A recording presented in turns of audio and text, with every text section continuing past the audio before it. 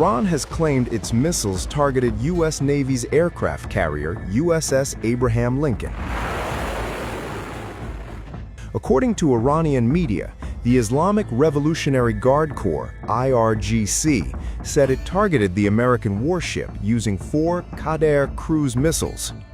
According to an Associated Press report, the USS Abraham Lincoln hosts multiple squadrons of aircraft, including F-35 Lightning II fighter jets and F/A-18 Super Hornet fighter jets.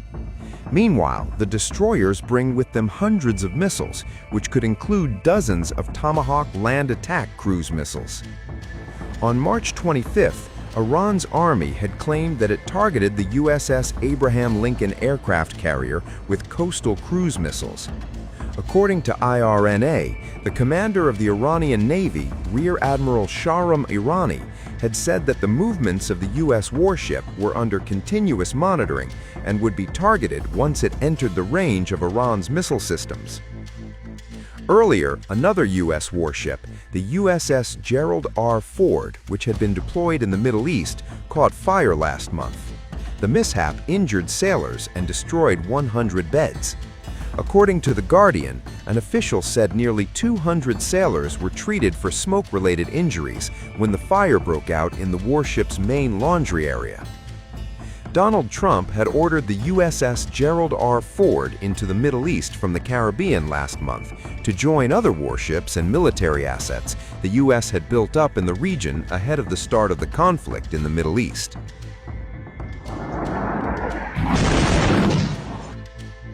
Earlier, U.S. strikes destroyed the B-1 bridge, which was still under construction, killing at least 8 people and wounded 95.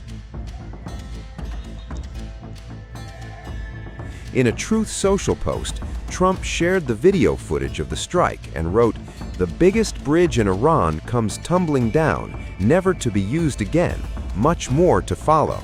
It is time for Iran to make a deal before it is too late, and there is nothing left of what still could become a great country." Donald Trump has already said that the U.S. military core strategic objectives in Iran were nearing completion. We totally obliterated those nuclear sites. The regime then sought to rebuild their nuclear program at a totally different location, making clear they had no intention of abandoning their pursuit of nuclear weapons. They were also rapidly building a vast stockpile of conventional ballistic missiles and would soon have had missiles that could reach the American homeland, Europe, and virtually any other place on Earth. Iran's strategy was so obvious. They wanted to produce as many missiles as possible, and they did, with the longest range possible, and they had some weapons that nobody believed they had. We just learned that out. We took them out. We took them all out so that no one would really dare stop them. And their race for a nuclear bomb, a nuclear weapon like nobody's ever seen before. They were right at the doorstep. For years, everyone has said that Iran cannot have nuclear weapons, but in the end, those are just words if you're not willing to take action when the time comes. As I stated in my announcement of Operation Epic Fury, our objectives are very simple and clear. We are systematically dismantling the regime's ability to threaten America or project power outside of their borders. That means eliminating Iran's Navy, which is now absolutely destroyed, hurting their Air Force and their missile program at levels never seen before, and annihilating their defense industrial base. We've done all of it. Their Navy is gone. Their Air Force is gone. Their missiles are just about used up or beaten. Taken together, these actions will cripple Iran military, crush their ability to support terrorist proxies, and deny them the ability to build a nuclear bomb. Our armed forces have been extraordinary. There's never been anything like it militarily. Everyone is talking about it, and tonight I'm pleased to say that these core strategic objectives are nearing completion. As we celebrate this progress, we think especially of the 13 American warriors who have laid down their lives in this fight to prevent our children from ever having to face a nuclear Iran. Thanks to the progress we've made, I can say tonight that we are on track to complete all of America's military objectives shortly, very shortly. We're going to hit them extremely hard over the next 2 to 3 weeks. We're going to bring them back to the Stone Ages where they belong.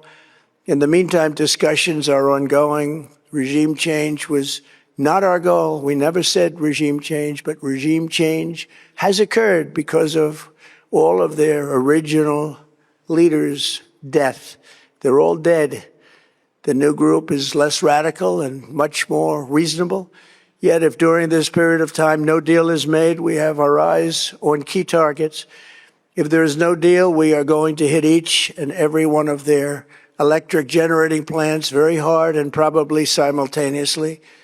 We have not hit their oil, even though that's the easiest target of all, because it would not give them even a small chance of survival or rebuilding. But we could hit it, and it would be gone, and there's not a thing they could do about it. They have no anti-aircraft equipment. Their radar is 100% annihilated. We are unstoppable as a military force.